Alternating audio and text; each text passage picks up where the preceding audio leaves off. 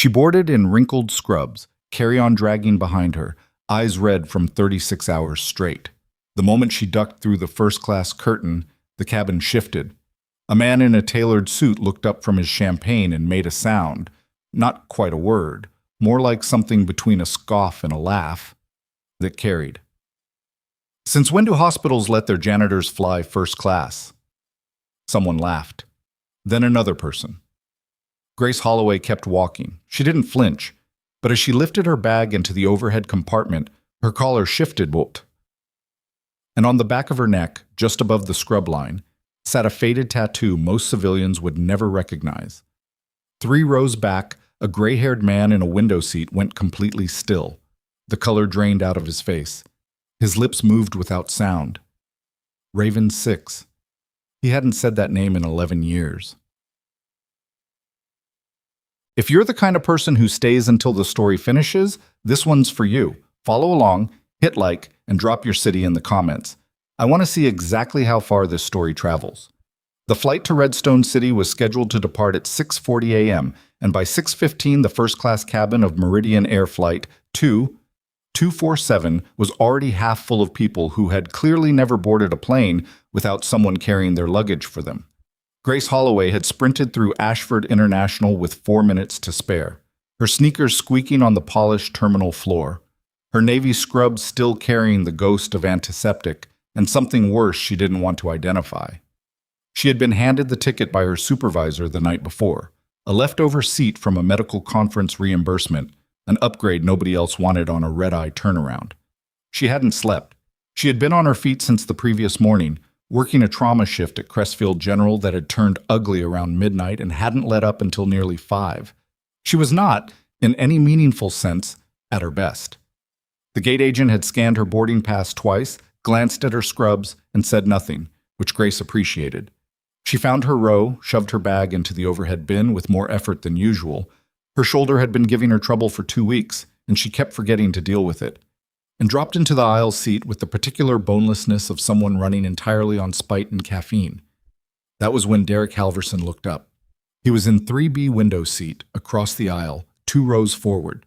53 years old, founder and majority stakeholder of Halverson Defense Solutions, a man who had appeared on the cover of 4 business magazines and used each one as a framing opportunity.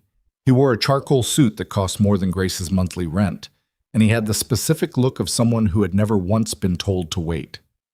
He didn't say anything immediately. He just looked at her. The scrubs, the dark circles, the hair pulled back in a clip that had given up. And his expression did that thing. That precise, small calibration that some people's faces do when they've decided you don't belong somewhere, and they want you to know they've decided. "Excuse me." He said it to the flight attendant who was moving past with a tray.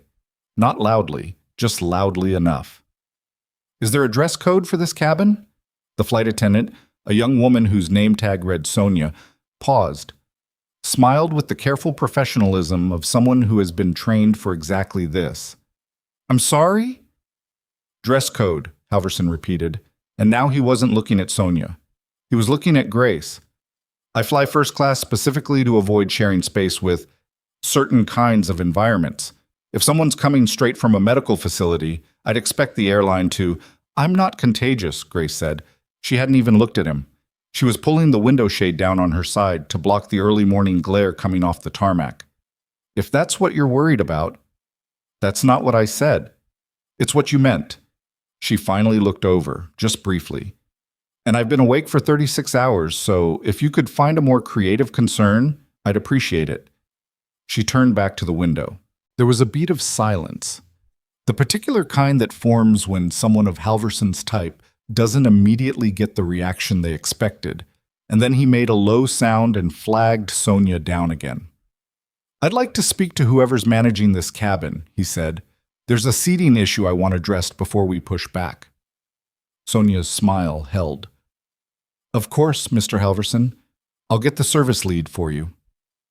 Grace closed her eyes. She had not chosen this fight. She had not chosen this flight, this seat, this morning, or this man.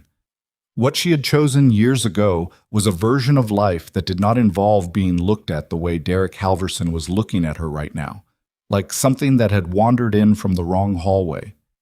She had spent a significant portion of her adult years in places where a person's value was calculated in entirely different units. Weight carried, ground covered, decisions made at 3 a.m. in the dark with lives on the other end of the scale. She had walked away from all of that, on purpose. It had taken her 4 years to stop waking up reaching for equipment that wasn't there. She was not going to let a man in a $4,000 suit drag any of it back to the surface. Just let it go, she told herself. 90 minutes. You can sleep in the car. The service lead, a man named Marcus with silver hair at his temples, and the bearing of someone who had handled 10,000 variations of this exact situation, arrived at 3B with the diplomatic calm of a professional mediator. Mr. Halverson, what can I help you with this morning? Halverson didn't bother lowering his voice. The woman in 4C, she's in medical scrubs.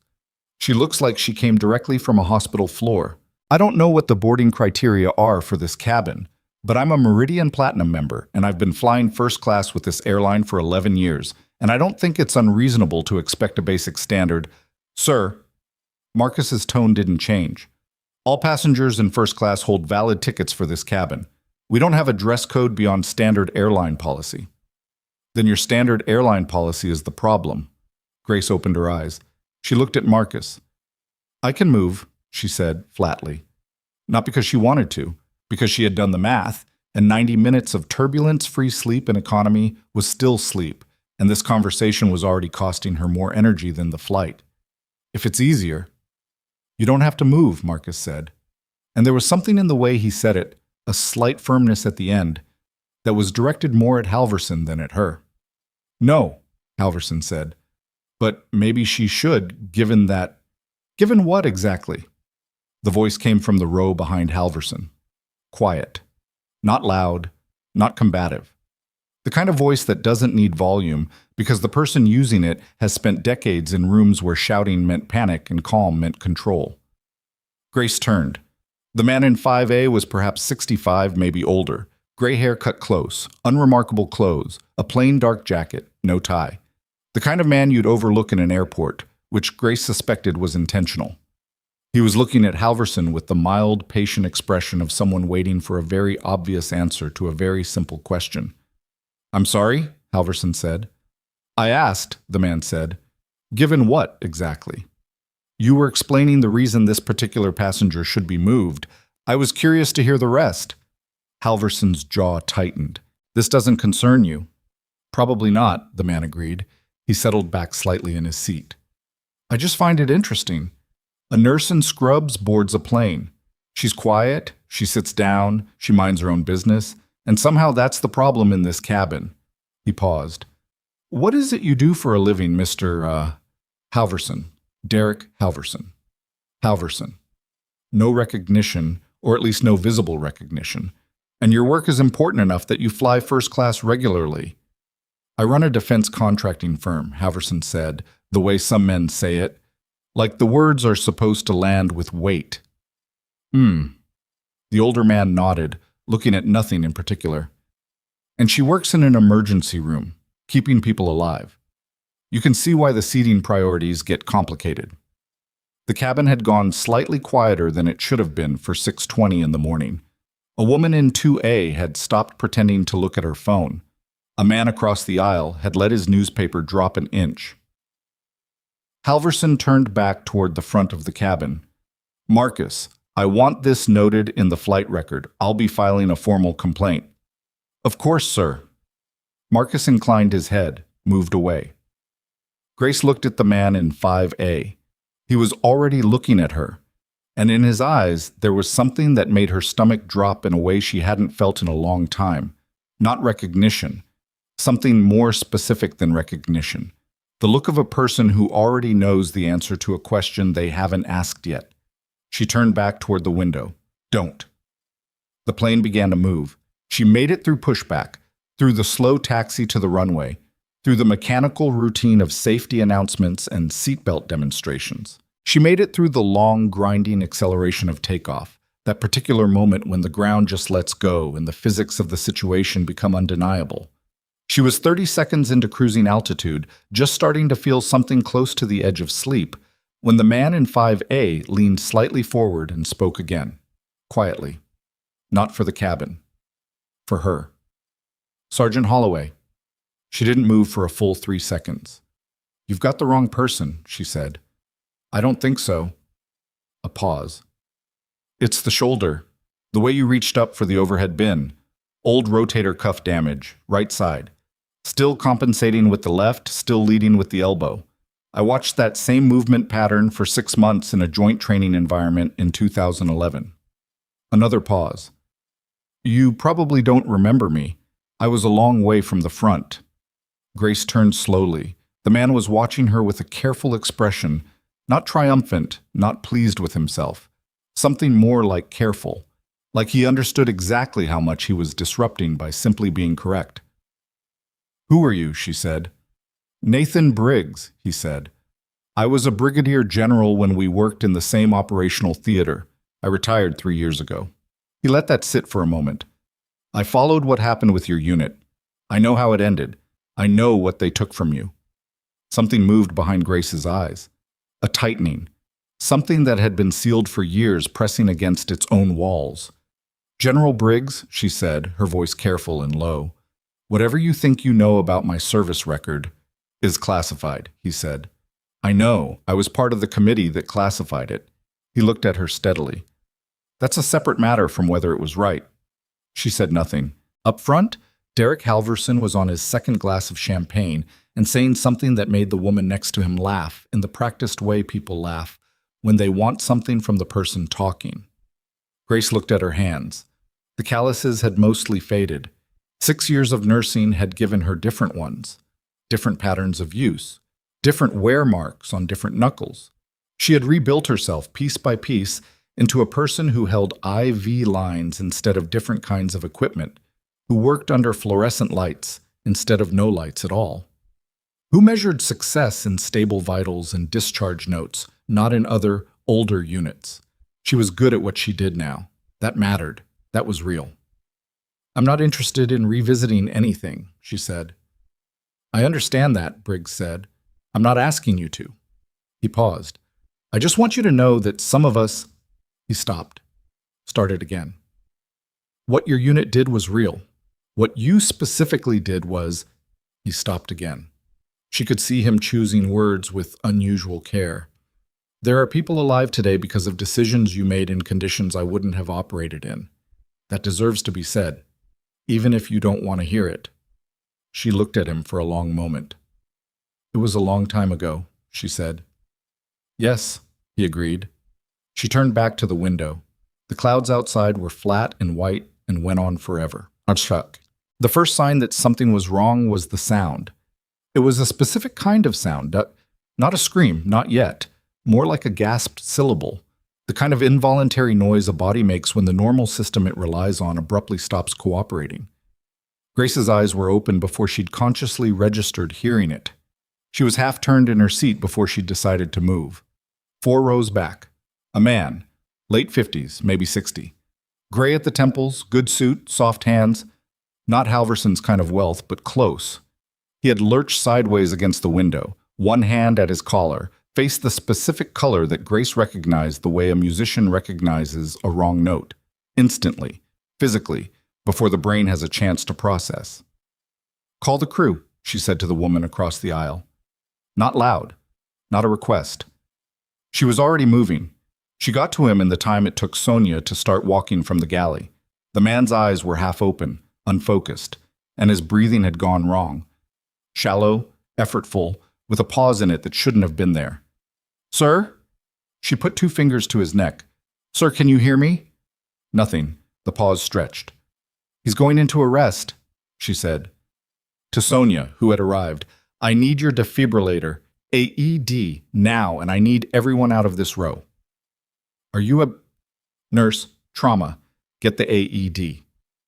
She didn't watch Sonia go. She was already repositioning the man, carefully, with the specific muscle memory of someone who has done this in worse circumstances than a pressurized cabin at 30,000 feet, getting him flat across the seats, tilting his chin, beginning compressions with the particular mechanical precision that looks almost robotic from the outside and feels, from the inside, like controlled desperation. 1, 2, 3, 4.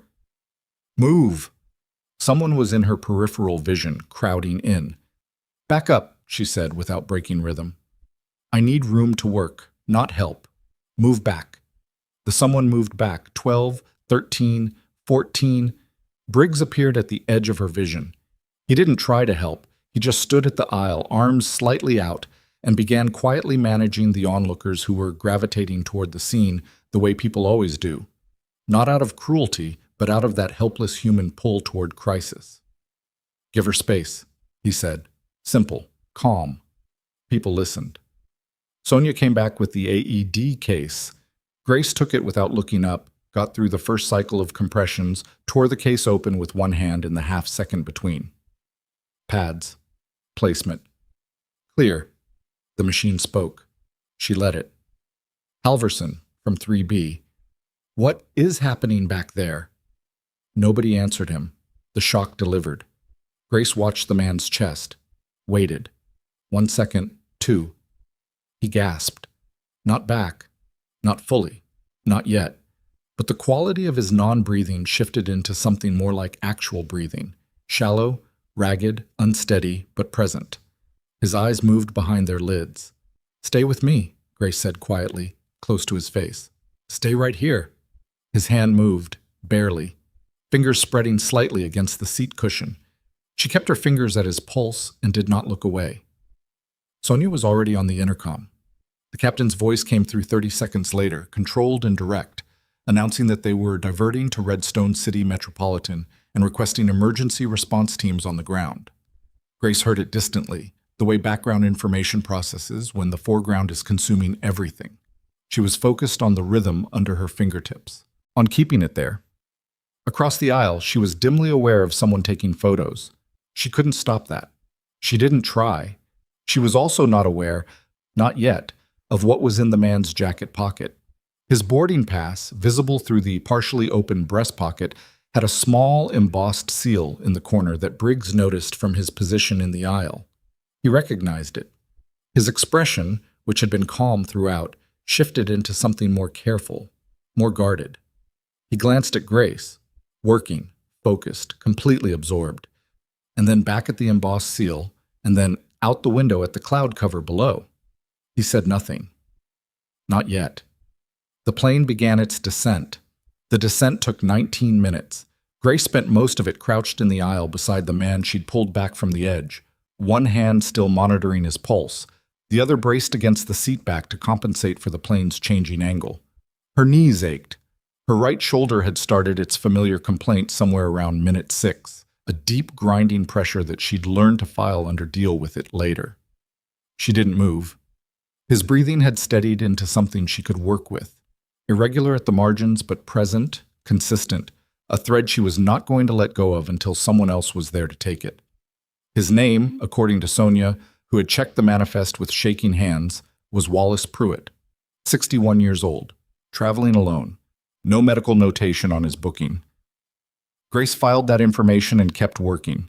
The cabin around her had settled into a different kind of quiet than the one that existed before.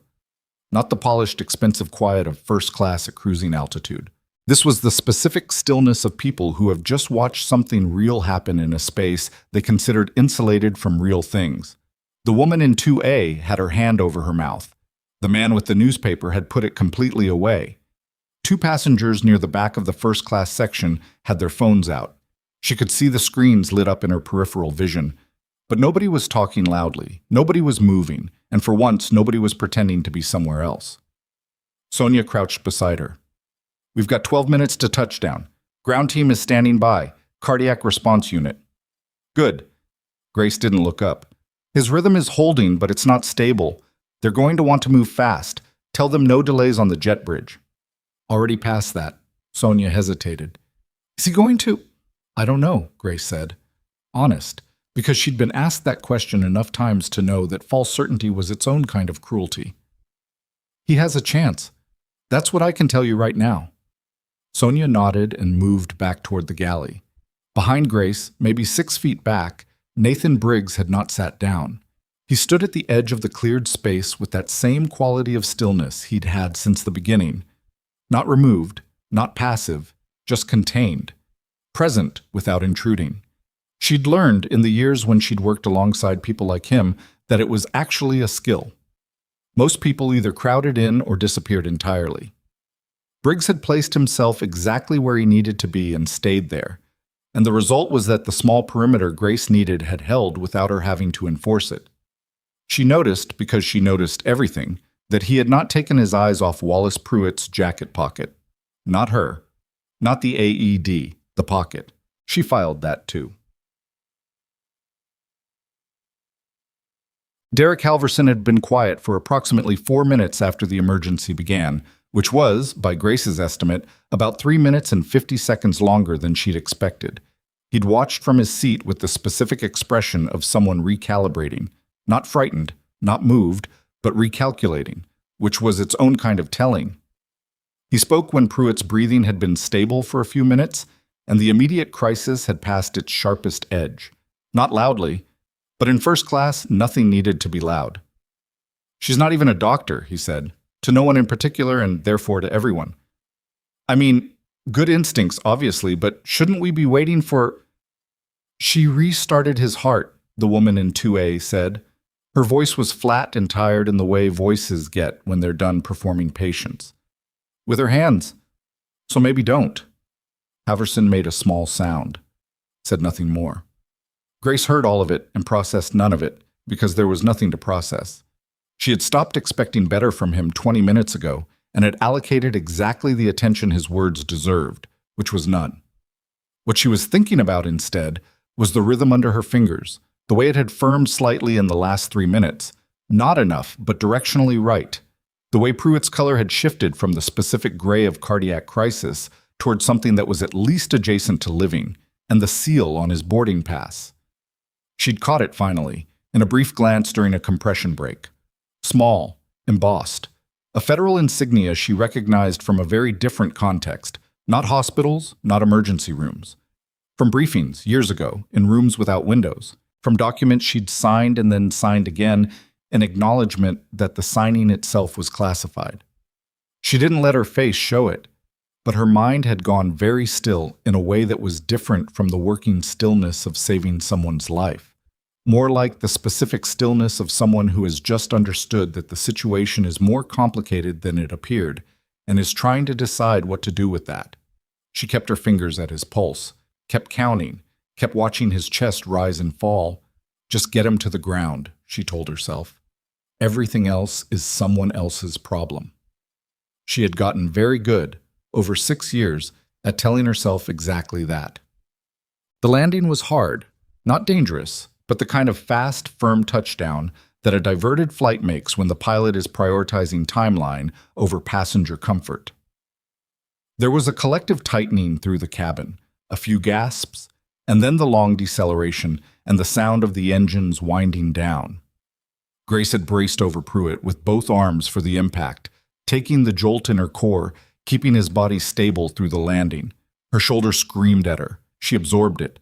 By the time the plane had slowed enough to turn off the runway, she could see the emergency vehicles through the window.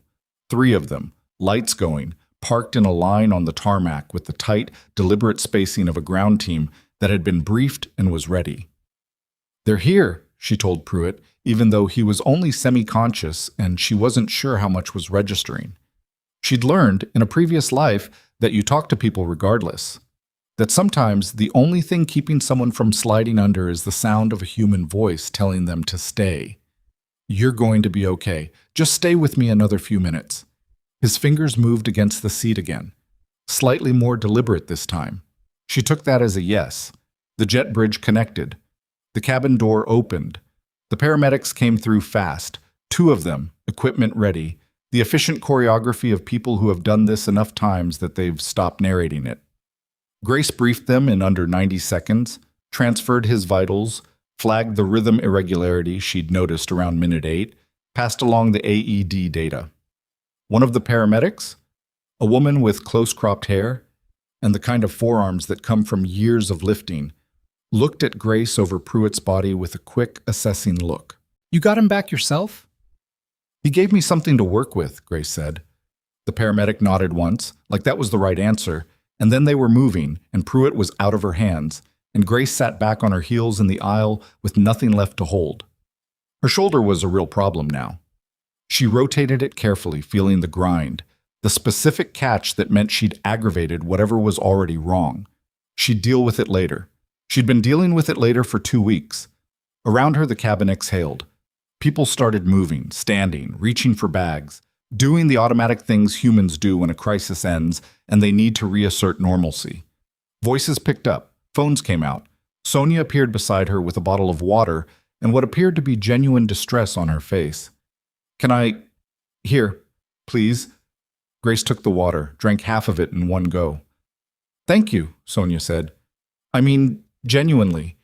I didn't know what... I've been trained for it, but when it's actually..." She stopped. "Thank you." "You did fine," Grace said. "The AED was fast. That matters." Sonia nodded, looking like she might cry, and excused herself to the galley. Grace started to stand. Her knees protested. She pushed through it, got upright, steadied herself with one hand on the seat back. Around her, the cabin was doing its post-crisis reorganization, and she was just starting to locate her carry-on in her mind. Overhead bin, 4 rows back, when she became aware of Derek Halverson. He was standing in the aisle, not blocking her, just standing. And he had a look on his face that she had not seen there before. Something that was working hard to arrange itself into something appropriate and was not quite succeeding. "That was..." he started. "Don't," Grace said. He stopped. "Whatever you're about to say," she said. Not angry, not sharp, just tired, in the way that comes out the other side of tired and lands somewhere flat and clear. "Save it. I didn't do that for you to reassess me. I did it because he needed it." She picked up her bag from where she'd dropped it during the emergency. "Have a good trip, Mr. Halverson." She moved past him. She was 2 rows from the door when Briggs fell into step beside her. He matched her pace without making it obvious he was doing so, which was the kind of low-key coordination that took practice. "The man you saved," he said. Quiet, level. "Wallace Pruitt." "I know," Grace said. Because she did. She had known for approximately 20 minutes and had chosen, deliberately, to file it in the someone else's problem category and leave it there. "He's the deputy director of..." "I said I know." Briggs was quiet for a step or two. "Then you understand why there are going to be people on the ground who want to talk to you." "I saved his life," Grace said. "I didn't compromise a federal operation. There's nothing to talk about." "That's not why they'll want to talk." She stopped. They were at the jet bridge now. The first rush of passengers had already moved through, and they had a momentary island of relative privacy. She turned to look at him. "Then why?" Briggs held her gaze. He looked, she thought, like a man who had been carrying something for a long time and was trying to decide whether the moment had finally come to set it down. "Because what happened on this plane, what you did, is going to be in a report by tonight," he said. "And your name is going to be in that report. Your real name, not the civilian version." He paused. "And once that happens, the classification status of your service record becomes a very different conversation." Grace looked at him for a long moment. "I didn't ask for that." "I know you didn't." He said it simply. Without apology, but also without the particular smugness of someone who thinks they're doing you a favor. "I'm not saying it's what you want. I'm saying it's what's coming." She turned and walked onto the jet bridge. Redstone City Metropolitan was a mid-sized airport with the slightly frantic energy of a hub that handles more traffic than it was originally designed for. The diversion had created a cascade of logistical adjustments, gates being reassigned, ground crews redirected, passengers from the original flight schedule backed up into the terminal. And Grace walked through the middle of it, feeling the specific unreality that comes after an adrenaline crash. Her hands were steady. They were always steady. That wasn't the issue. The issue was the rest of her. She stopped at a water fountain, drank, straightened, looked at her reflection in the chrome fixture. Wrinkled scrubs, clip holding half her hair. A small smear of something. Not blood, she thought, just something. On her left wrist that she hadn't noticed before. "You look exactly like what he said you were," she thought. "You look like someone who doesn't belong." She straightened, moved on. The terminal opened up ahead of her, High ceilings, afternoon light coming through the south-facing windows, the ambient noise of an airport managing a minor crisis. She was looking for the ground transportation signs, calculating whether her original connecting pickup would have gotten word of the diversion when she heard it. Not voices, not a commotion, just a very specific kind of coordinated movement. The kind that happens when multiple people in non-uniform clothing change direction at the same time and end up moving toward the same point.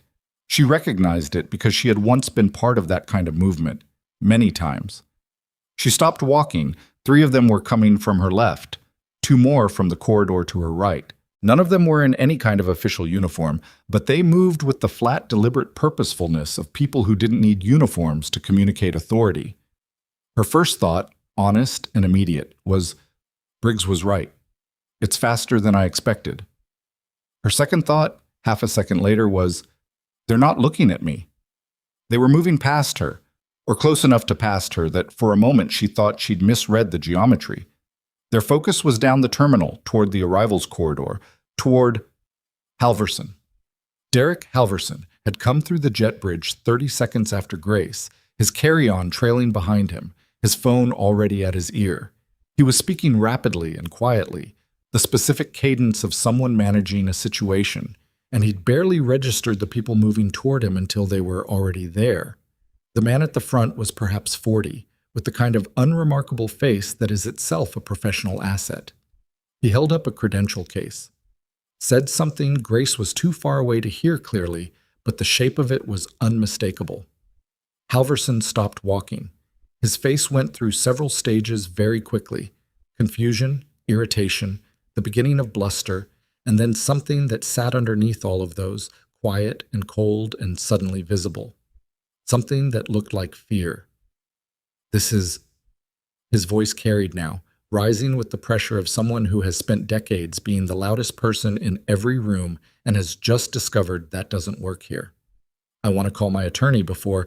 You can do that at the field office, Mr. Halverson, the man said, still calm, still quiet. This won't take long if you cooperate. One of the other agents had moved to his other side, not touching him, just there. Around them, the terminal continued doing what terminals do, with most people too focused on their own delays and destinations to register what was happening 6 feet away. A few people glanced over. A child pointed. Her mother redirected her without looking up from her phone. Grace stood still. She was aware of Briggs beside her. She hadn't heard him arrive, which was either a testament to his training or to how occupied she'd been, and she kept her eyes on the scene ahead without turning her head. How long has this been in motion? She asked. The investigation. 18 months, Briggs said. The arrest warrant cleared 2 days ago. I suspect someone on the ground flagged his presence on the manifest once the diversion was logged. They were waiting for him. They were ready, he said, which was a slightly different thing. What happened on that plane? He paused. His outburst was recorded by 3 separate passenger phones and transmitted before we landed. His legal team is going to have a difficult morning. Grace watched as one of the agents took Halverson's carry-on. Watched as Halverson said something sharp and then seemed to think better of it, the fight going out of him in a specific way. Not graceful, just deflating. The expensive suit suddenly looked like a costume. She felt nothing in particular, not satisfaction, not vindication, just the flat recognition of a sequence reaching its logical point. She started to turn away. Grace? She stopped. Briggs was looking at her with that careful expression he'd had on the plane, the one that meant he was weighing something. What? She said. Pruitt, he said. He's going to want to talk to you. Not tonight. Tonight he's going to be in a hospital, but in the next few days. He paused. What you did for him changes things, not just personally, officially. There are conversations that have been stalled for 6 years that your name back in a federal record is going to reopen. Grace looked at him. I buried that life for a reason, she said. I know. I built something else. I'm good at what I do now. I know that too. He held her gaze. I'm not asking you to choose. I'm telling you what's coming, so you're not standing in a terminal someday with no warning. A pause. You deserved warning, 6 years ago and now. She looked at him for a long moment. There was something in his face, not guilt exactly, but the residue of it. The look of a man who had been present at decisions he couldn't change and had spent the intervening years filing that fact somewhere uncomfortable. "What was on that boarding pass seal?" she asked. "The federal designation." Briggs didn't answer immediately. "Briggs?" "He's not just a deputy director," he said. "He sits on the committee that oversees classification review for special operations records." A pause that had something solid in it, including yours. The terminal noise continued around them. Announcements, rolling luggage, the distant sound of a gate change being called. Perfectly ordinary, the kind of background that goes on whether or not anything significant is happening in the foreground. Grace stood very still. 6 years. She had spent 6 years making herself into someone who did not think about this, who had traded classified briefings for discharge paperwork, tactical call signs for a hospital badge with her real name on it, the particular exhaustion of combat for the different but not smaller exhaustion of an ER floor. She had been fine, not happy in any uncomplicated way, but functional, purposeful, doing something that mattered in ways she could see. And now Wallace Pruitt was in a Redstone City hospital with her intervention in his medical record, and Nathan Briggs was standing in a terminal telling her that the man she had pulled back from cardiac arrest had the authority to unlock everything she'd spent 6 years making peace with leaving locked. "I need to find my ground transport," she said. "Of course," Briggs said. She started walking. She had made it perhaps 40 feet when her phone buzzed. Unknown number, Redstone City area code. She stared at it for a moment, her thumb hovering. She answered. The voice on the other end was female, efficient, and entirely unfamiliar. "Ms. Holloway, my name is Agent Dara Finch, Federal Investigative Service. I understand you were on Flight 2247. A pause. "We need to speak with you today, not tomorrow. Today." Grace stopped walking. "Is this about Halverson or Pruitt?" The pause that followed was a fraction too long. "Both," Agent Finch said. "And one other matter. One that predates both of them by about 6 years. Grace did not answer immediately. She stood in the middle of Redstone City Metropolitan's main terminal with the phone against her ear and the ambient noise of a disrupted afternoon schedule washing around her. And she did the thing she had trained herself years ago to do when a situation shifted faster than anticipated. She stopped moving entirely and let her mind catch up to the information. Agent Finch waited, professionally, without filling the silence with anything. That, more than the words themselves, told Grace something. People who needed to pressure you filled silence. People who already had leverage didn't bother. "Where?" Grace said.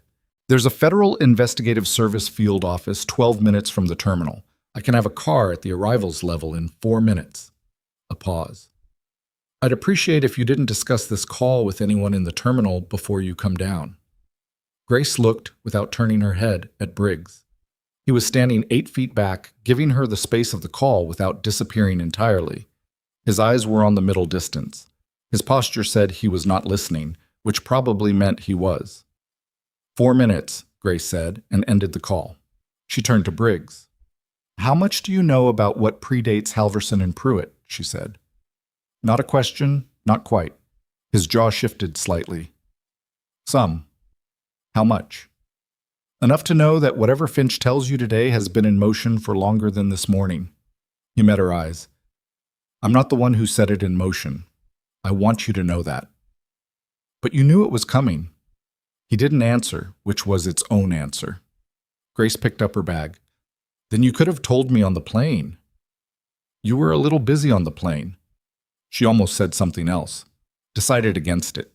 She had spent enough of her adult life being angry at people who had made institutional decisions that rearranged her life without her input, and she knew from experience that the anger was accurate but rarely useful. "If I'm not at the field office in an hour," she said, "there's nobody to call. You understand that?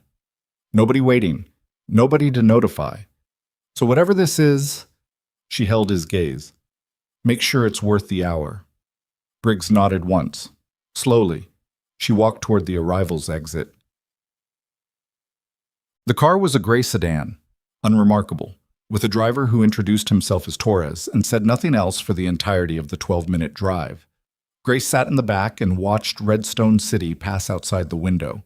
A mid-sized city with a downtown that had been renovated in the last decade and a highway corridor that hadn't, the specific geography of a place that was doing better than it had been but hadn't quite resolved what it wanted to be. She was thinking about her shoulder, not as avoidance, as information. The rotator cuff damage had been there since a field operation in 2012, poorly addressed, and then never properly rehabbed because the timeline hadn't allowed for it.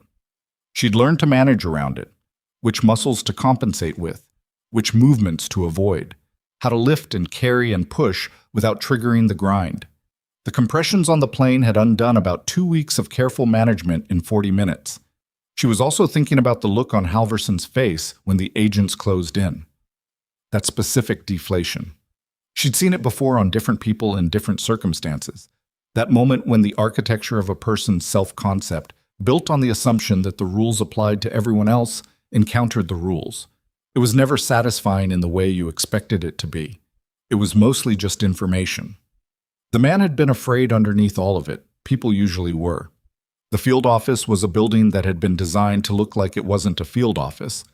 3-story, glass and concrete, occupying the ground floor of what presented itself as a general commercial property. Torres pulled into an underground parking structure and stopped without explaining anything further. Agent Finch met her at the elevator. 38, maybe 40, with dark hair pulled back, and the kind of face that had probably been expressive before someone trained it into careful neutrality. She wore a blazer that had been pressed that morning and had since acquired the subtle disorganization of a long day. She extended her hand. "Miss Holloway, thank you for coming." "I'm not sure I had much choice," Grace said. "You always have a choice. I'm glad you made this one." She gestured toward the elevator. "We'll use a conference room on 2. Can I get you anything? Water, coffee?" "Water." "Of course." The conference room was functional and slightly too cold, which Grace suspected was intentional. A mild discomfort that kept people from settling too deeply into whatever position they'd arrived with. There were 3 other people in the room when she entered. A man in his 50s with a military bearing so ingrained he probably sat at attention in his sleep. A younger woman with a laptop open who was clearly there to document, and a third individual, slightly set apart from the others, whose specific stillness Grace recognized from a context that had nothing to do with federal law enforcement. Special operations background. Current or recent. The way he held himself in a chair, the way some people held themselves in field positions. Relaxed on the surface, organized underneath. He didn't introduce himself. Finch sat across from Grace and opened a folder. Thin. Which meant either the relevant material was somewhere else or the conversation wasn't going to need much paper. "I'm going to be direct with you," Finch said, "because I think you'd find anything else insulting." "I appreciate that." Wallace Pruitt survived. He's stable at Redstone City Memorial. The attending cardiologist said another 4 to 6 minutes without intervention, and the outcome would have been different. She paused. "Your intervention is documented and will remain documented." "Okay," Grace said. "The reason I want to be clear about that up front," Finch continued, "is that what I'm about to tell you is going to feel like an ambush, and I want you to understand that what you did this morning is not connected to this office's interest in you. It preceded it. By years." Grace set her water bottle down. "The investigation into Halverson Defense Solutions," Finch said, "which has been active for 18 months. One of its peripheral threads involves contracting fraud connected to a classified rescue operation in 2013. A beat. "I think you know which one." The room was very quiet. "The operational records from that mission were sealed," Grace said.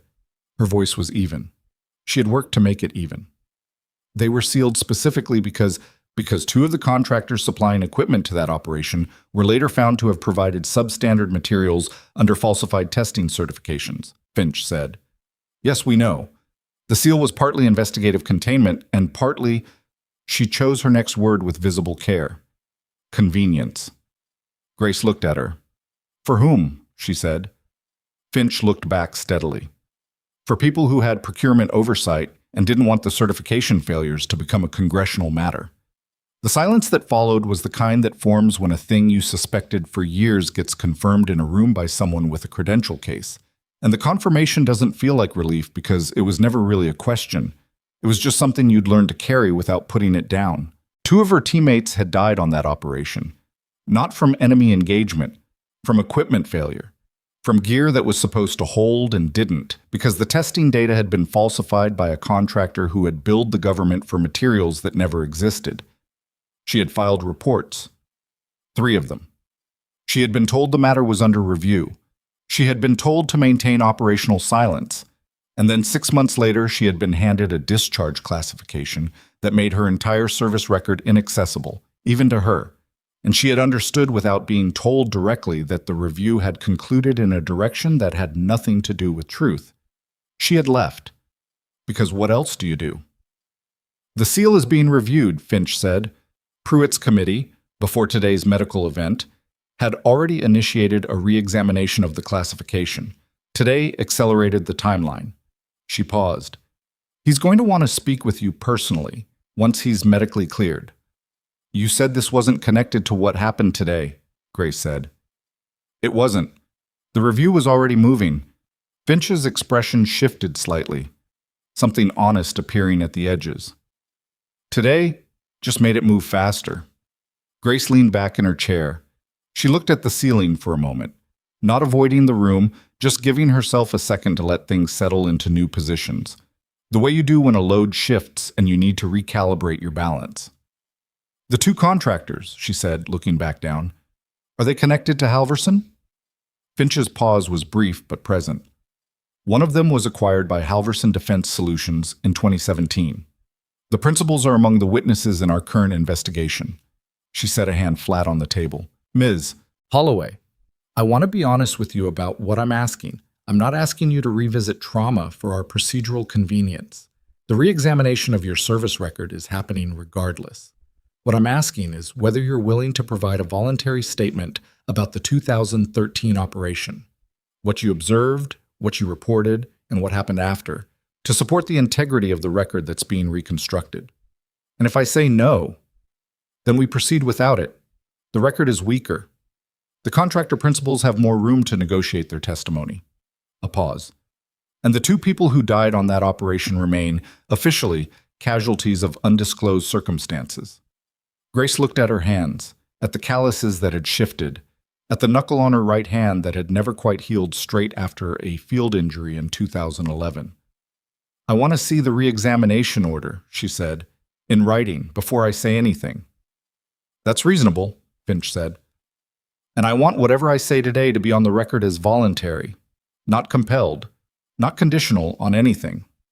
Also reasonable.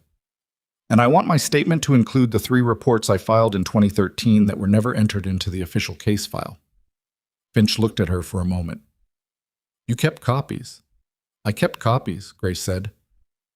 The man with the military bearing made a slight movement, not quite a reaction, but close. The woman with the laptop had stopped typing and was looking at Grace with an expression that was trying to stay professional and not entirely succeeding. The third person, the one who hadn't been introduced, leaned forward slightly for the first time. Where are they? He said. His voice was quiet and had the particular flat quality of someone who has asked questions in contexts where the wrong answer had real consequences. Grace looked at him. Who are you? She said. He glanced at Finch. He's with the Joint Oversight Body, Finch said. I can give you his full credentials after this session. That's not an answer to the question I asked. A beat. No, Finch agreed. It isn't. She looked at the man.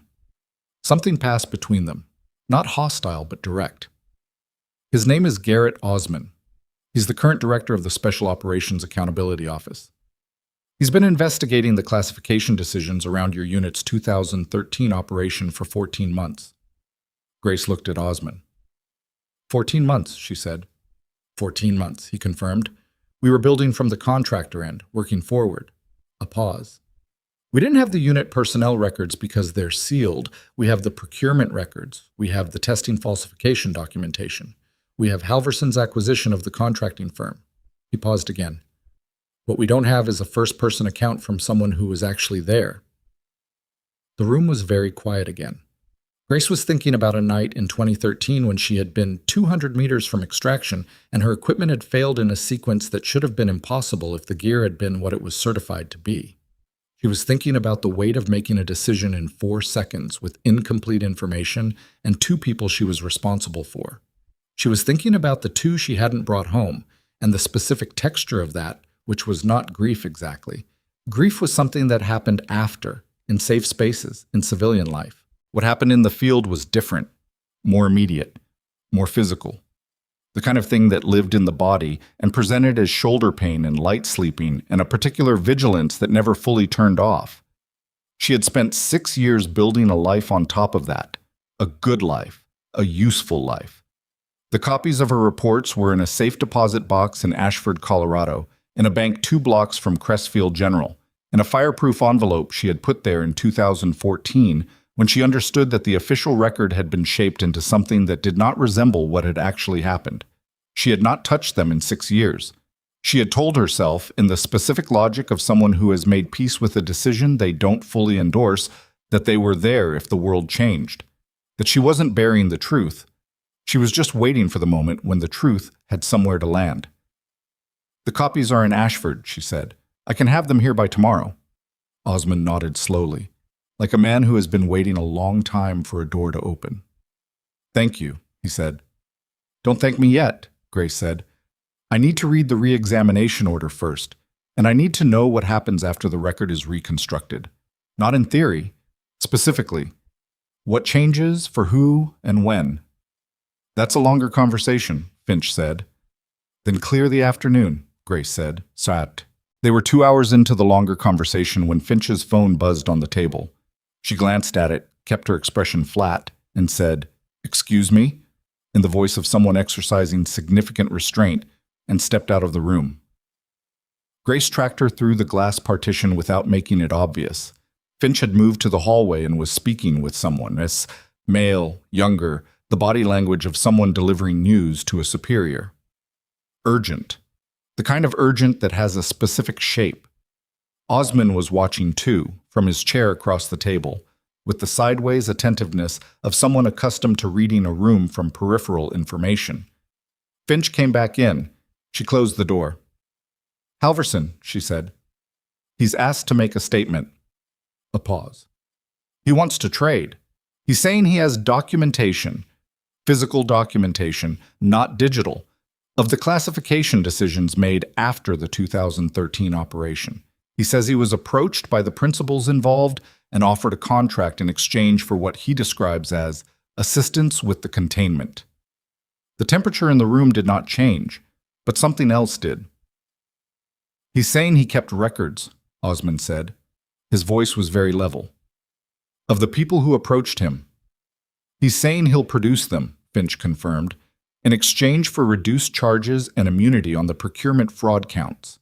She looked at Grace. "If what he's describing is accurate, the people who sealed your record, who made the decisions that buried your reports and reclassified your unit, are named in those documents."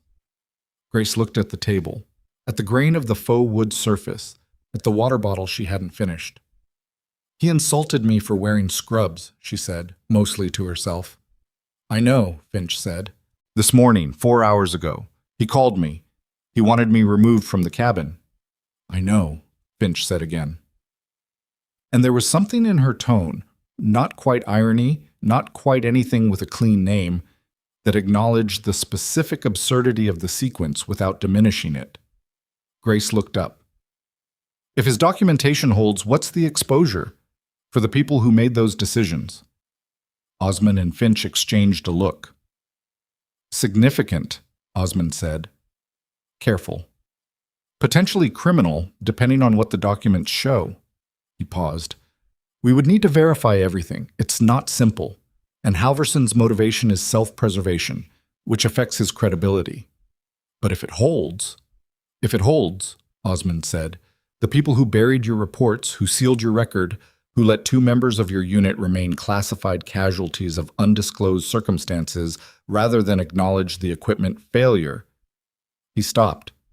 Started again. "They would face a reckoning. A public one." Grace sat with that for a moment. 6 years. She had built 6 years of civilian life on the understanding that sometimes institutions did wrong things and kept doing them, and there was nothing you could do but leave. That understanding had been necessary for her survival. It had helped her become someone functional, someone useful, someone who got to work in an ER and save the occasional life and go home knowing the day meant something. She was not sure she had believed, even with the copies in the safe deposit box, that the door would actually open. "Tell me what you need from me today," she said. "Not tomorrow, today."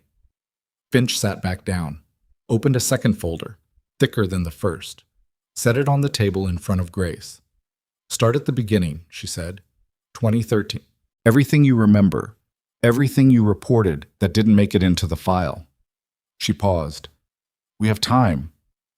Grace looked at the folder. She thought about Wallace Pruitt, who was alive in a hospital across the city because she had been on a plane she almost hadn't boarded. She thought about the 2 people she hadn't brought home in 2013, whose families had been given a form letter and a sealed record and nothing else. She put her hand on the folder. She opened it, and before she could draw breath to begin, Finch's phone buzzed again. And this time Finch picked it up immediately, read the screen, and went completely still in a way that had nothing to do with professional training. She looked up. "Pruitt's awake," she said. "He's asking for you, specifically." A pause. "And he's asking for Garrett Osman." She set the phone face down on the table. "He says he needs to tell you both something before—" Those are his words. "Before someone gets there first." Osman was already standing. Grace was right behind him, the folder still open in front of the empty chair where she'd been sitting, her half-finished water bottle catching the light from the overhead fixture. And somewhere in the back of her mind, the specific knowledge, sharp and cold and suddenly very present, that whatever Pruitt needed to say before someone got there first meant that someone already knew he was awake. The drive to Redstone City Memorial took 9 minutes. Osman sat in the front. Grace sat in the back with Finch, and nobody said much because there wasn't much to say that wouldn't be better said after they'd heard what Pruitt needed to tell them. Torres drove with the particular focused neutrality of someone who had been briefed on the urgency and needed no further information to act on it. Grace spent the 9 minutes thinking about the phrase, "before someone gets there first." It was a specific kind of warning, not the kind that meant someone might arrive at the hospital with better information. The kind that meant someone might arrive at the hospital with a reason to make sure the information Pruitt was holding didn't leave the building in a form anyone could use. She'd been in situations before where the race wasn't to find the truth, but to be in the room before someone else changed it. She recognized the shape of it. It sat in the back of her throat like metal. Finch had made 2 calls during the drive, quiet, efficient, the kind of calls where the person on the other end already understood the context and needed only the essential update. By the time Torres pulled into the hospital's emergency services entrance, there were already 2 people she didn't recognize standing near the door with the flat, watchful posture of federal security, doing a job they hadn't expected to be doing today. Good. It meant Finch had the same read on the situation. The hospital was a large regional medical center, newer build, mid-expansion, the kind of facility that had received infrastructure funding in the last decade and was still figuring out where to put things. The cardiac unit was on the 4th floor.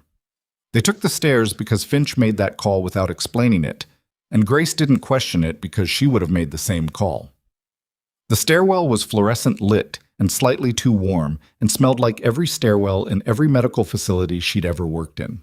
For a moment climbing those stairs, she felt the strange double exposure of being both places at once, here, now, in wrinkled scrubs with a federal agent 2 steps ahead of her, and also standing in the stairwells of Crestfield General at 2 a.m. during a slow shift, running the stairs for the cardio because the gym was too far and she was too tired to drive there. 2 different lives, both hers. She was still figuring out what to do with that.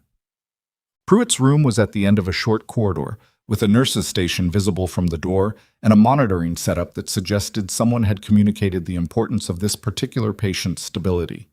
There was already a security detail outside his door. 2 people, one in federal credentials, one in hospital security. A cardiologist met them outside the room. She was perhaps 45, with the brisk manner of someone who had already been interrupted 3 times about this patient and was managing her irritation professionally. "He's stable," she said before anyone asked. "Heart rhythm is controlled. We have him on a monitor and we'll want him still for at least another 12 hours before we discuss anything more active." She looked at each of them in turn. "He asked for you by name, both names actually, and he was very clear about the urgency." She paused. "I'm going to need this visit to be under 20 minutes, and if his numbers move in a direction I don't like, I'm pulling everyone out." "Understood," Osmond said. "I mean it." "So do I," he said. She stepped aside. The room was dim. Deliberately, Grace noted, not through any atmospheric choice, but because Pruitt had apparently asked for the overhead lights lowered, which was a reasonable request from someone whose cardiac system had spent the morning working very hard. He was propped slightly in the bed, IV running, pulse ox on his finger, cardiac leads visible above his hospital gown. His color was better than it had been on the plane. Not good, but better. He looked at Grace first. "You're Holloway," he said. His voice was rough, not permanently, just from the intubation prep they'd apparently staged in case he needed it, according to the cardiologist. It gave everything he said a slightly scraped quality that made it sound more effortful than it probably was. "Yes," she said. "You kept me alive on that plane." "You kept yourself alive," she said. "I just helped." He made a small sound, not quite a laugh, too tired for that, but in the direction of one. "Briggs told me about you, years ago, not by name. He talked about a unit, what they did, how it ended." His eyes moved to Osmond. "Garrett, I'm glad you're here." "Wallace." Osmond pulled a chair close to the bed and sat, not because the situation called for sitting, but because standing over a man in a hospital bed when you needed him to talk was its own kind of pressure, and Pruitt had already been through enough pressure today. "What do you need to tell us?" Pruitt looked at the ceiling for a moment. He was organizing something. Grace could see it in the way his eyes tracked, the small movements of his mouth like someone going through a sequence in their head. "The classification decision in 2013, he said. "The one that sealed the unit records." He stopped. "I didn't make that decision. I want that on record. I was on the committee, I was junior at the time, and the vote went through on a majority that didn't include me." He looked at Osmond. "But I signed the documentation afterward because I was told it was administrative, that it was procedural containment." His jaw tightened. "I found out in 2018 what it actually was. What it had been used to cover." "Equipment failure," Grace said. He looked at her. "Yes." "Falsified testing certifications, 2 fatalities directly attributable to substandard gear." "Yes." His voice had dropped. "When I found out, I went to my supervisor.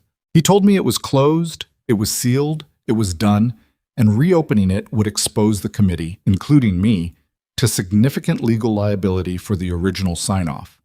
He stopped. "That was the mechanism. That's how they kept it closed. They made sure the sign-off was broad enough that anyone who tried to reopen it would be standing in the blast radius." The room was quiet. The monitor beeped steadily. "Who drafted the documentation?" Osmond said. Pruitt's mouth pressed into a line.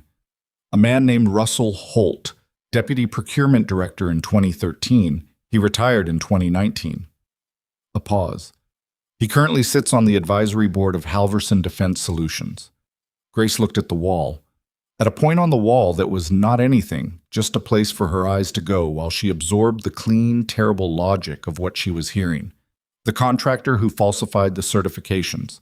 The firm that was later acquired by Halverson. The man who drafted the classification documentation that buried her reports, now sitting on Halverson's advisory board. Not a coincidence. A structure. Built piece by piece over years with the specific architectural patience of people who understood that the best way to bury something was to distribute the weight of it across enough people that no single person could be moved without threatening to bring down the rest. "He kept records," Grace said. Not a question. Pruitt looked at her. "Halverson? You said Halverson was approached and offered contracts in exchange for containment assistance. If he kept records of who approached him, if Holt is on that list, then the structure has a visible foundation," Osmond said.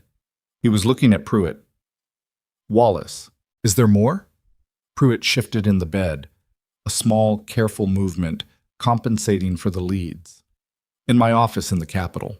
Top drawer, left side. There's a key taped to the back of the drawer frame. He looked at Grace again, and something in his expression was more direct than it had been. Something that had stopped being careful. I've been building a file for 4 years. Not for this committee. Not for Osmond's office. I didn't know who I could trust, so I kept it separate. Medical journal, green cover, but the inside pages are documentation, transaction records. Internal memos from 2013 I was able to obtain through the committee's archive access before I understood I should stop using my official credentials to look. He paused.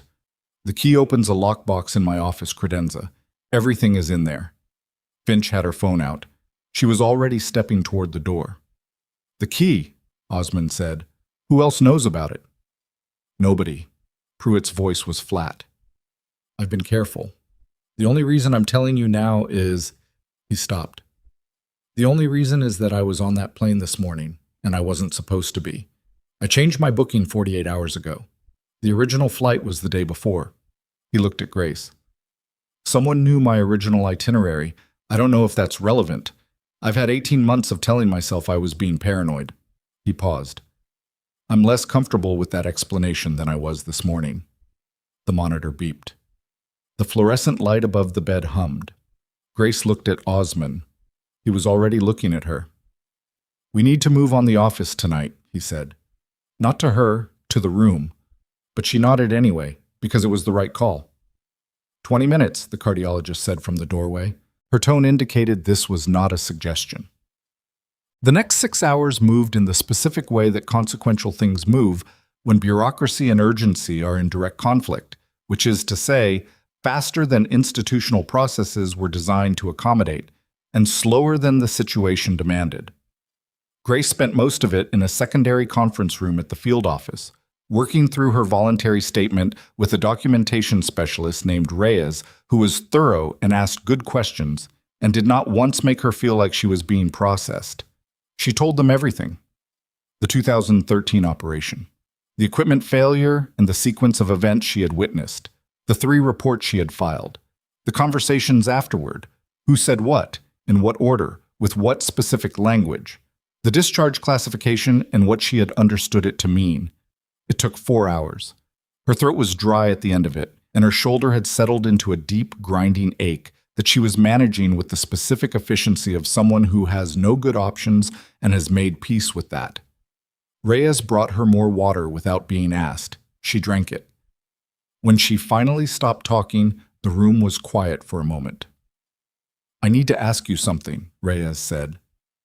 She was perhaps 30, precise in her documentation, with the careful face of someone who had learned to keep her reactions in a neutral register while conducting interviews.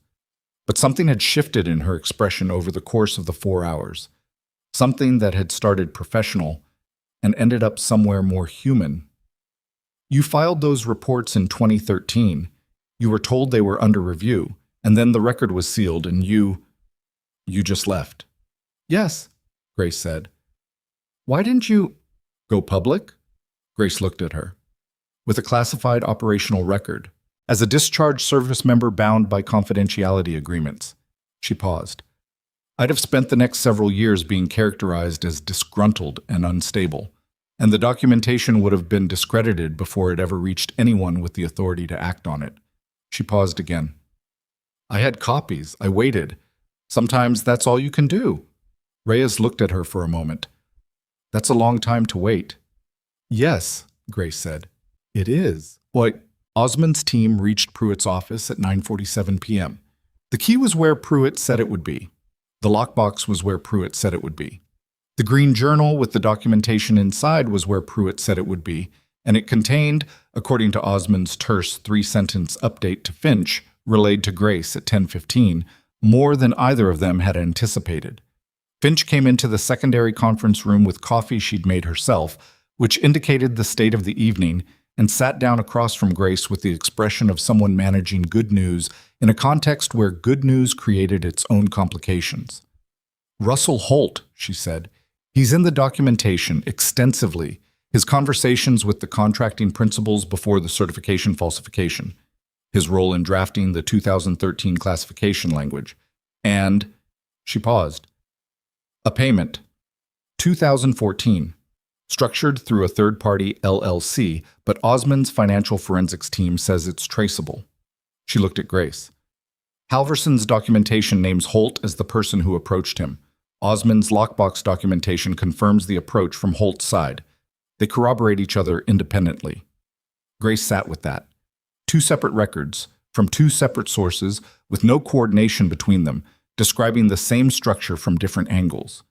That was not something a legal team could dismantle easily. "Where's Holt now?" she said. "At his home in the capital. We have eyes on the residence as of an hour ago." Finch wrapped both hands around her coffee. "We're moving for a warrant tonight.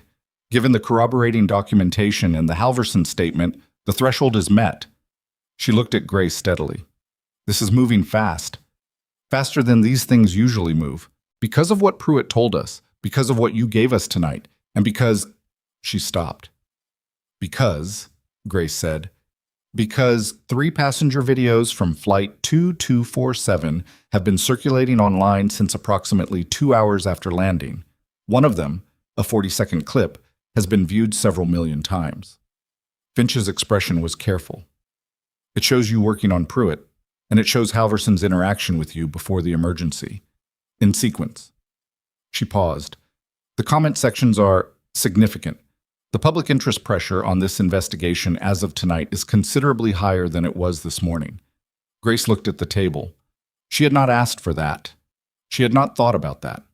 She had been in a conference room for 6 hours talking into a documentation specialist recorder, and the world outside had been doing what the world outside does, which was take 40 seconds of real footage and make it into something that moved across screens and into people's living rooms and morning commutes, and form opinions about it, and turn those opinions into pressure. She did not know how she felt about that. "The people in the videos," she said, "were they... Is there a privacy concern for Pruitt?" "He's been informed. His communications team is managing the medical privacy piece." Finch paused. "Halverson, on the other hand, has no such concern available to him because the behavior in the video is not private medical information. It's a man in a commercial aircraft cabin publicly insulting a passenger." She set down her coffee. "His legal team has been in contact with our office twice in the last 3 hours. He's trying to accelerate the immunity negotiation." "Does he get it?" Grace said. "The immunity. Partial on the procurement fraud counts. Not on everything. And the Holt documentation changes his leverage significantly. He's not the only one offering corroboration anymore, so his value as a cooperating witness is reduced." Finch held her gaze. "He is not walking away from this cleanly. I can tell you that with some confidence." Grace nodded. She wasn't going to let herself feel satisfaction about that yet. It was too early, and she'd been around enough institutional processes to know that some confidence was not the same as done. "My service record," she said. "The re-examination. Osmond is drafting the formal recommendation tonight, while the documentation is fresh and the Pruitt conversation is in the record. Given what you provided, your original reports, the timeline, the corroborating material from the lockbox, the basis for the 2013 classification is significantly undermined." Finch paused. "I can't tell you when it formally resolves. These things have their own timelines, but the direction is clear." Grace looked at her hands. The direction is clear. She turned that over. She was tired. She had been awake for, she counted, approximately 40 hours, and her shoulder was a serious problem that she was going to have to actually address. And she wanted, in a way that surprised her with its clarity, to go home. To her apartment above the laundromat on Mercer Street in Ashford. To her own kitchen and her own floor and her own version of quiet. She was going to have to give them the safe deposit key tomorrow, the copies of her reports. She had already said she would. Then she was going home. "Is there somewhere I can sleep tonight?" she said. "In this building. A couch, a spare room, anything." Finch looked at her, and for a moment, underneath the professional competence, there was something that was just a person recognizing how much another person had carried through a very long day. "Yes," she said. "Absolutely." She slept 4 hours on a couch in what appeared to be a break room under a thin blanket someone had found, with her carry-on as a pillow and the familiar ambient noise of a building that doesn't fully go quiet. She did not dream, or if she did, she didn't bring anything back from it. She woke at 4:30 a.m. to Finch's hand on her shoulder, the left one, which Grace noted with distant appreciation, and the sound of voices in the corridor that had the particular energy of people who have been working through the night and have just received information that has changed the pace of things. "What happened?" Grace said. "Not groggy." She didn't do groggy. It was a reflex she'd trained out of herself years ago, the ability to surface from sleep into full awareness with minimal transition. Finch's face was controlled, but the control was working harder than it had been yesterday. "Russell Holt," she said. "He's gone. His residence is empty. His car's in the garage. His phone is on the kitchen counter." She paused. Someone tipped him. He had a 4 to 6 hour head start. She looked at Grace steadily. "Osmond wants you in the main conference room. There's a development in the documentation that he needs you to see." Grace sat up, rolled her shoulder, absorbed the complaint it issued. "What kind of development?" she said. "In the journal, the green journal from the lockbox." Finch held her gaze. "There are names in the documentation that Osmond didn't expect to find. People who were involved in the 2013 classification decision who are still in positions of active authority." She stopped. "One of them is in a position that directly oversees the re-examination process for your service record." Grace looked at her. "The person reviewing my record," she said slowly, "is someone who helped seal it in the first place. We don't know the full extent of their involvement yet, but their name is in Holt's handwriting twice in the context of the classification discussion." Finch's voice was steady and had no good news in it.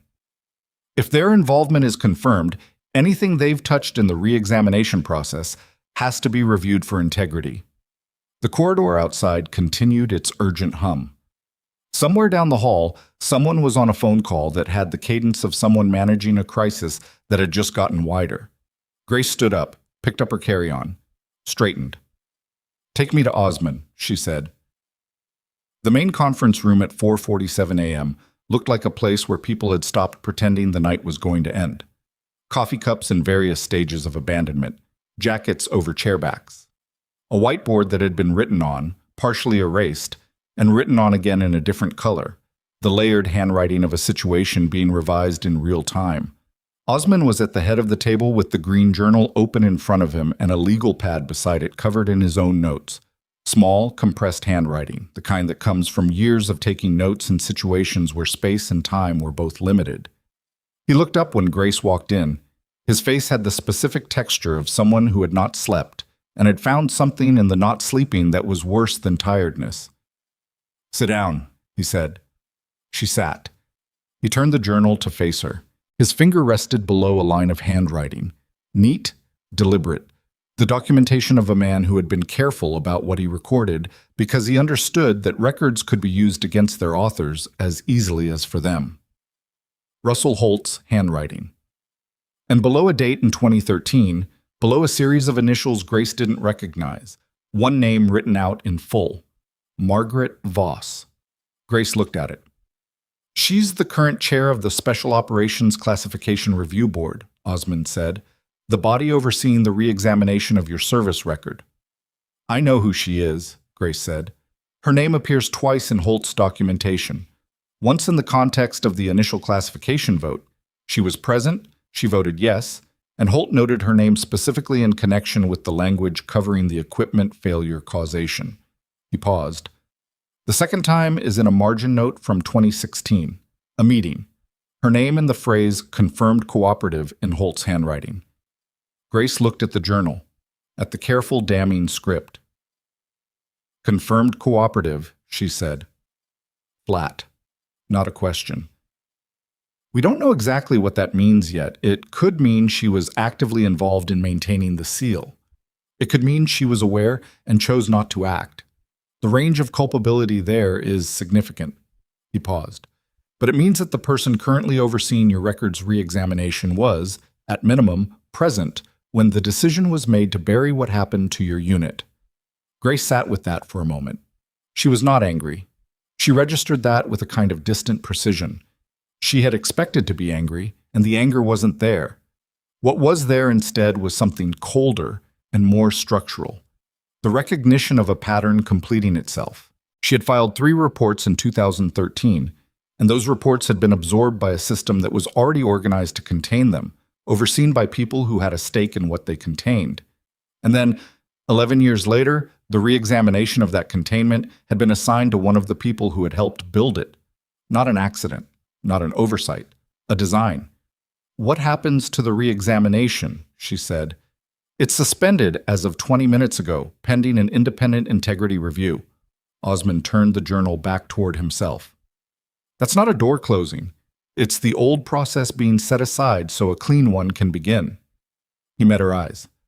"Voss doesn't get to be in the room for what comes next. Whatever she touched in the existing re-examination is reviewed for contamination.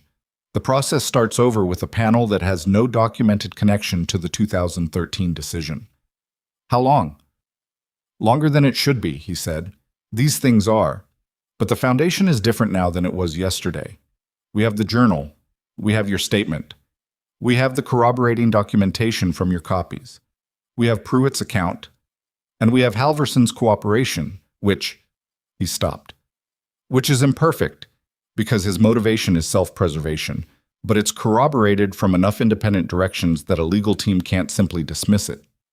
Grace looked at the whiteboard, at the layered handwriting, at the shape of something complicated being worked out in real time by people who had been at it all night. "And Holt," she said, "active federal search as of 2 a.m. He can't fly. His credentials are flagged.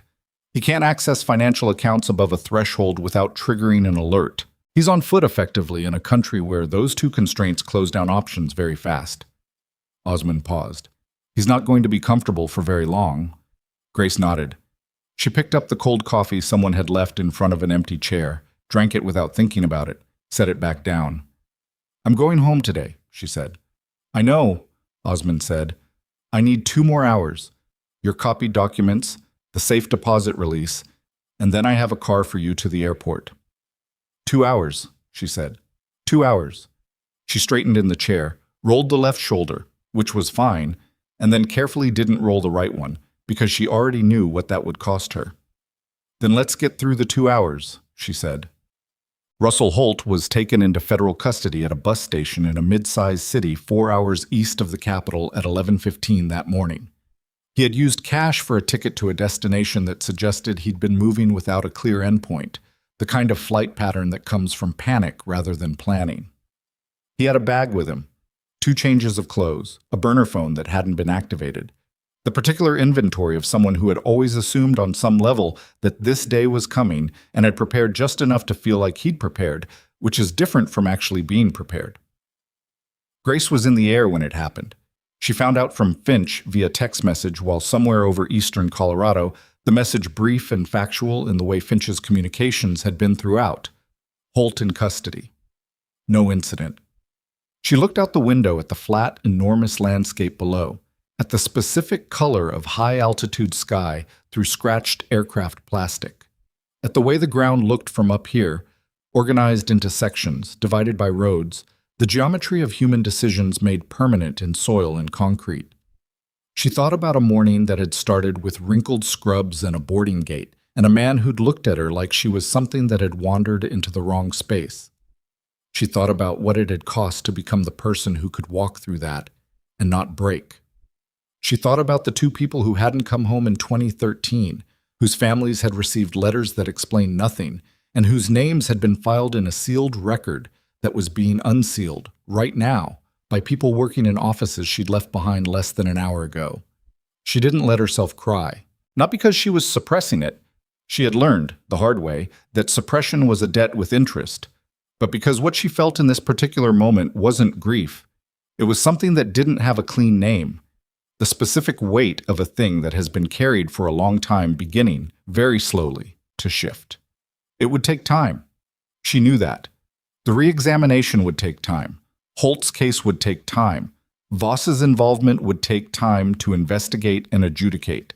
Halverson's charges would move at the pace of federal prosecution, which was its own geological phenomenon. None of it was going to resolve in a clean line by the end of the week. But the shape had changed.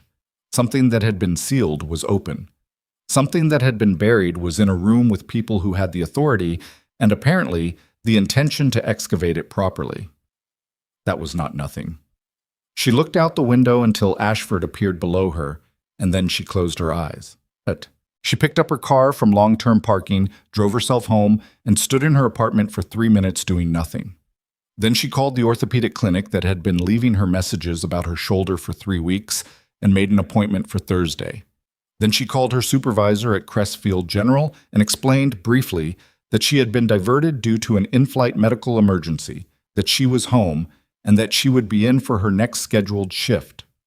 Her supervisor, a woman named Patricia, who had the exhausted practicality of someone who had been managing an ER department for 15 years and had therefore encountered most categories of human situation, said, "I heard about the plane. It's on the news. Are you okay?" "I'm tired," Grace said. "That's different from okay." "I know. I'm working on it." Patricia made a sound that encompassed several things at once. "Thursday," she said. "Not before. Take the days." Grace started to argue and then didn't, because the argument was reflexive, and Patricia was right. "Thursday," she said. She slept for 11 hours. The news cycle did what news cycles do. It compressed the complex into the accessible and ran it on a loop until something else came along to replace it. The 40-second video remained widely circulated. The story around it acquired layers: the emergency, the federal arrest, the connection, once journalists started digging, to an 18-month investigation into defense contracting fraud.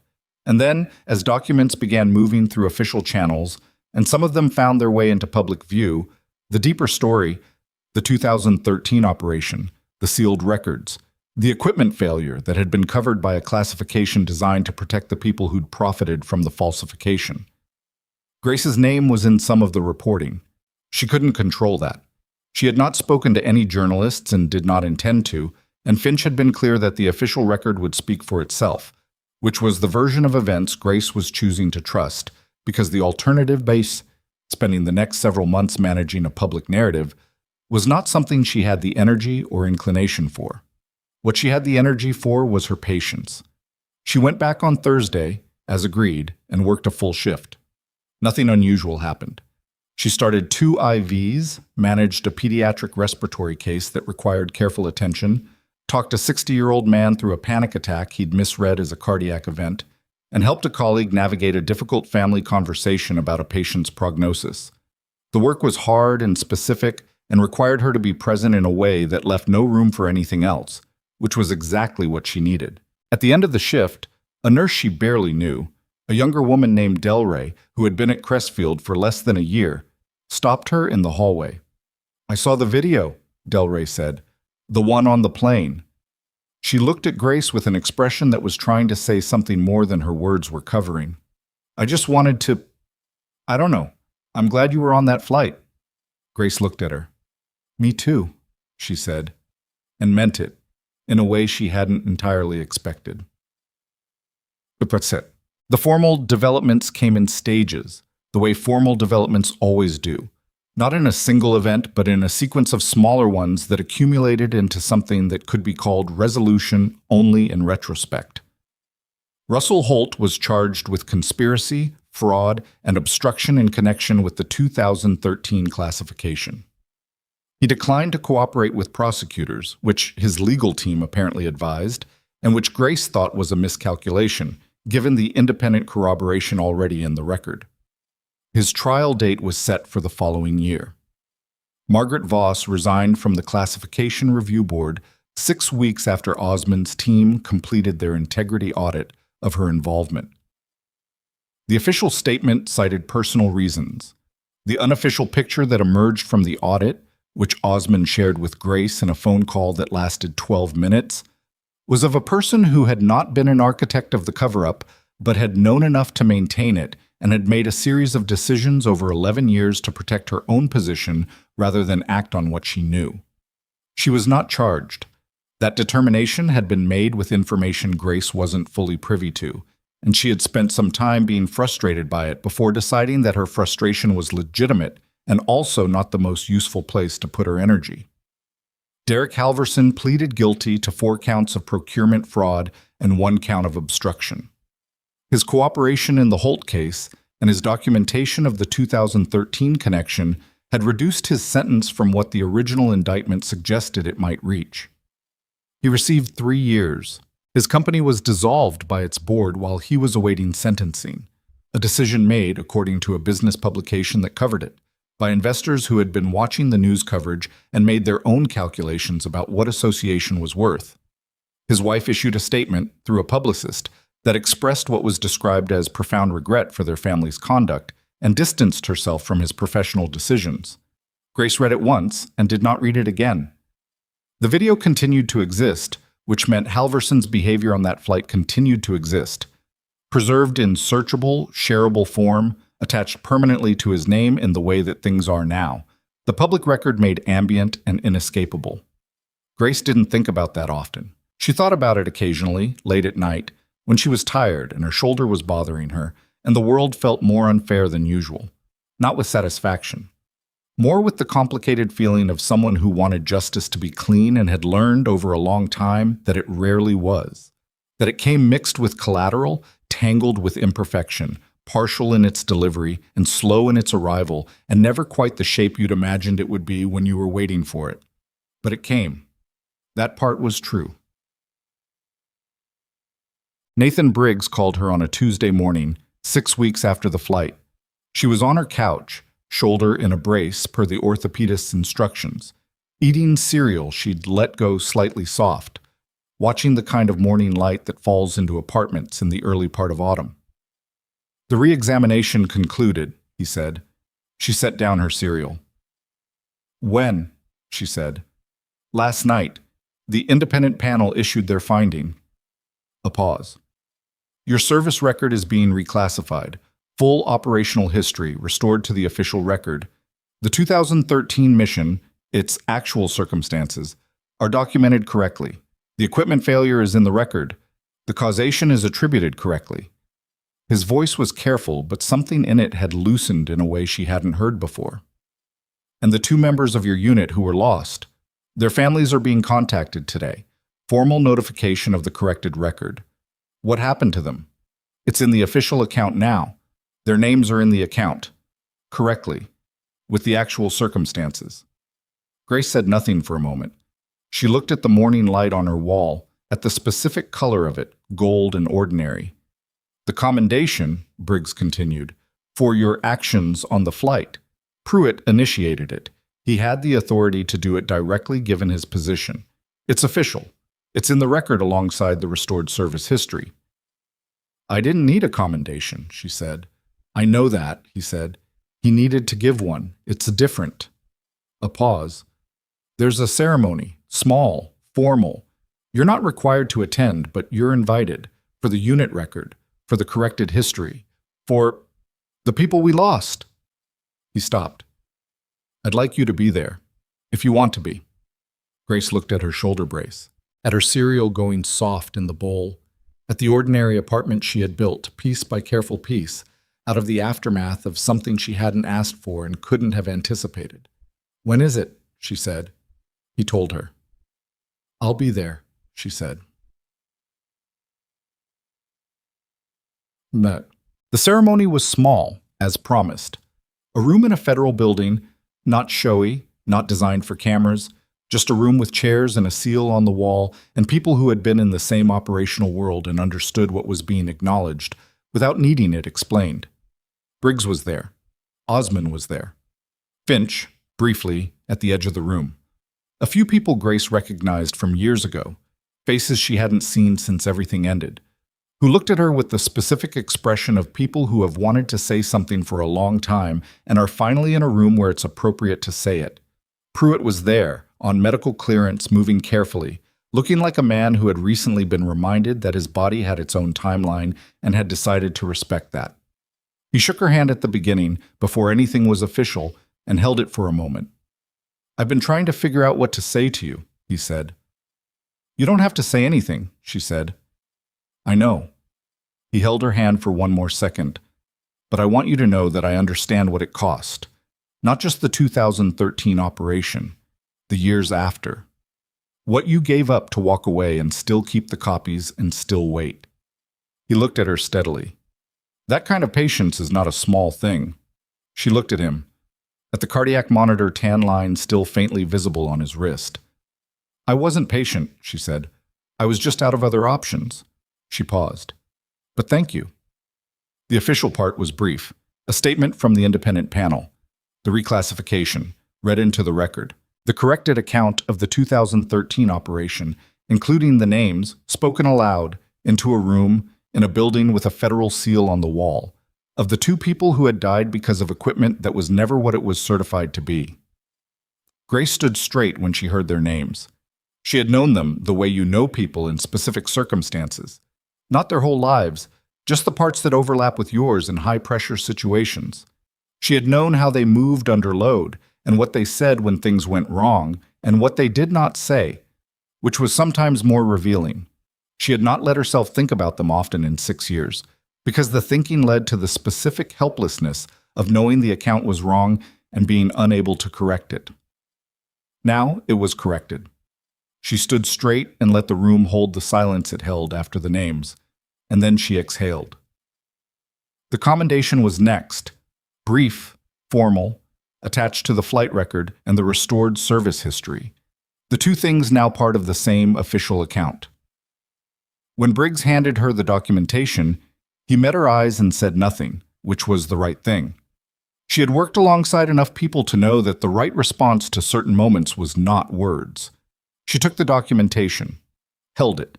She thought about wrinkled scrubs and an early morning gait, and a man who'd looked at her like she was an inconvenience in his expensive seat. She thought about what it had taken to become someone who could absorb that look, and keep moving, and be present for what came after. The years of building. The specific discipline of choosing a useful life over an angry one. The choice, made slowly, and then continuously, to be someone who showed up for the next thing instead of staying inside the last one. She thought about the fact that none of this, the record, the documentation, the corrected account, would have happened if she hadn't been on a flight she almost didn't board, sitting in a seat she'd been handed by accident, in scrubs a man in 3B had decided made her look like she belonged somewhere else. There is something in that worth sitting with, something that does not have a clean name but is real anyway, that the moments when you are most dismissed are sometimes the moments that create the conditions for everything else. Not because dismissal is acceptable, it isn't, but because the people who underestimate you are often also the people who fail to account for what you're actually carrying. And what you're carrying, when the situation calls for it, has a way of becoming visible, whether anyone planned for it or not.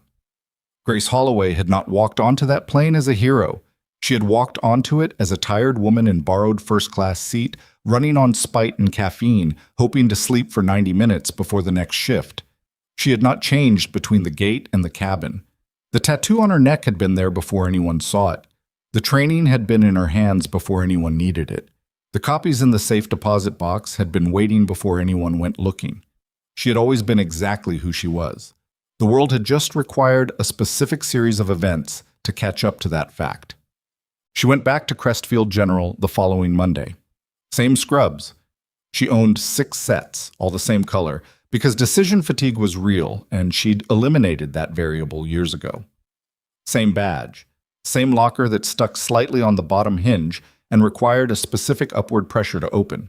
Patricia handed her a stack of patient files at the start of the shift, with the economy of someone who had exactly the right amount of time for everything and was not going to waste any of it on ceremony. Room 4 is a chest pain, probably anxiety, but run the cardiac panel. Room 7 is a 7-year-old with a dog bite that the parents are being difficult about. Room 9 is post-surgical follow-up. You're just clearing the discharge. She paused. And there's a gift basket in the break room from the nursing staff on 3. I don't know what you did or who saw what on the news, but apparently you're famous now. I'm not famous, Grace said. You're trending, Patricia said, which in 2024 is apparently the same thing. She turned back to her desk. Room 4. Grace looked at the patient files in her hand, at the weight of them, at the specific, ordinary, non-famous work of a Tuesday morning in an emergency department in Ashford, Colorado. She walked to room 4. The patient was a 43-year-old man who was convinced he was dying and was instead having a severe anxiety attack, which Grace recognized within 90 seconds and handled with the particular combination of clinical precision and human directness that she had developed over 6 years of watching people frighten themselves into hospitals with things that were real but not lethal. She talked him through it. Not the script, just the truth, which was that his heart was fine and his mind was working very hard on his behalf, and that both of those things were manageable. He looked at her at the end of it, when his breathing had settled and the monitor showed what she'd known it would show. "You're calm," he said. "How are you that calm?" She considered the question, thought about all the things it would take to answer it accurately. "Practice," she said. He laughed, shakily but genuinely. She noted the chart, moved on to room 7. The work was the same as it had always been. Hard and specific and requiring of everything she had. The commendation was in a document in her bag. The reclassified service record was in a federal database she would never need to access. The people who had built a structure to bury what happened to her unit were in various stages of legal consequence, and that consequence would continue at its own pace in rooms she would not be in. She was here. In room 7, talking to parents of a crying 7-year-old, doing the work that she had chosen when she'd needed to rebuild herself out of something that had fallen apart. That was not a consolation prize. She needed to be clear about that, for herself, in a way that she hadn't always been. She had not become a nurse because she had nothing else left. She had become a nurse because she understood, at the point when she'd made the choice, that the most direct thing she could do with what she knew about human bodies and what they needed to survive was to do it in a room where people were still alive. Both things were true, the service and the scrubs, the classified history and the hospital badge, the person she had been and the person she had built. She was not required to choose between them anymore. The 7-year-old Toe, whose name was Marcus, who had been bitten on the forearm by a neighbor's dog, who was furious more than frightened and was expressing this by refusing to sit still, looked at Grace with the unfiltered assessment that children apply to adults in unfamiliar situations. "Does it have to be stitches?" he asked. "3, she said. "Small ones. I'm fast." He thought about this with visible seriousness. "Are you the best at stitches?" She looked at him. "Yeah," she said. "I'm pretty good." He considered this for another moment, then presented his arm with the resigned dignity of someone accepting an unpleasant but necessary thing. She worked quickly and cleanly, and he barely flinched. His mother exhaled. Some people spend their entire lives waiting to be seen, waiting for the room to go quiet, waiting for the crisis to prove what they already knew about themselves, waiting for someone with enough authority to say, "Yes, you were right, the record has been corrected." And sometimes that moment comes, and it matters, and it changes things. But the truth is that Grace Holloway had been exactly who she was on every day of the 6 years between 2013 and that morning at the airport. She had been that person in empty waiting rooms and on overnight shifts and in the stairwell at 2 a.m. doing cardio she didn't have the energy for. She had been that person when no one was watching and no one was filming and no man in a tailored suit had any particular opinion about her scrubs. The recognition mattered.